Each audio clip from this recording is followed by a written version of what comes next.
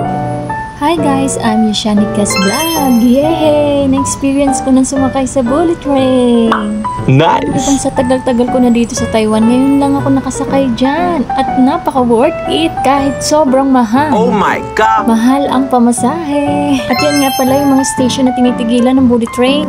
At ngayon ko napagtanto na hindi ka pala maliligaw dito. Kasi nga nakalagay naman sa ticket ang train car at seat number mo. At ito nga, nakapasok na ako sa loob ng train. Sitting pretty si Inday. Kasi nga free wifi na at pwede pang kumain. Pero bawal na bawal ang maingay sa loob ng train. Masasabi ko, the best ang train na ito kasi may charging area at may CR pa.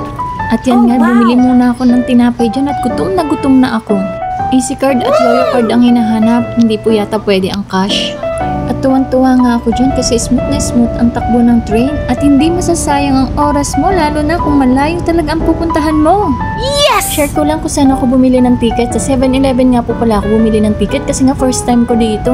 Parang nga ako pagdating ko ng Banchoy Station, sasakay na lang ako at wala nang hassle, di ba? At naka-reserve pa ang upuan ko. Charan! After 2 hours, nandito na ako sa Suyang Station. Pagdating ko nga po pala dyan guys, nag-transfer pa ako ng local train. Papunta naman sa Luso Station.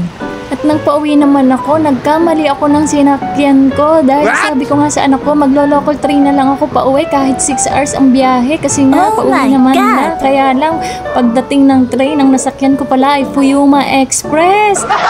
Kaya pala sabi ko sa sarili ko, bakit parang pareho to ng bullet train? Lagot na.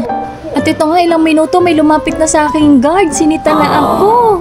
Hinahanap niya yung ticket ko. Sabi ko wala akong ticket kasi magsuswaka lang ako pagbaba ko. Sabi niya hindi pwede yun. Akala ko nga papababain niya ako. Ang takot ko dyan sobra, 100 ang kaba ko dyan. Kasi nga ako lang ang nag-iisang nakatayo kaya nagtataka ako bakit ako lang ang nakatayo. Kaya lumapit na siya. Sabi ko magbabayad na lang ako sa iyo. Sige na, bigyan mo na lang ako ng ticket. Babayaran kita, may pera naman ako. At yun nga, pagtingin ko sa ticket, 1,313. My God, buti na lang may pera pa si Inday. Grabe talaga experience ko dito. Ang dami kasing klase ng train dito sa Taiwan, ha?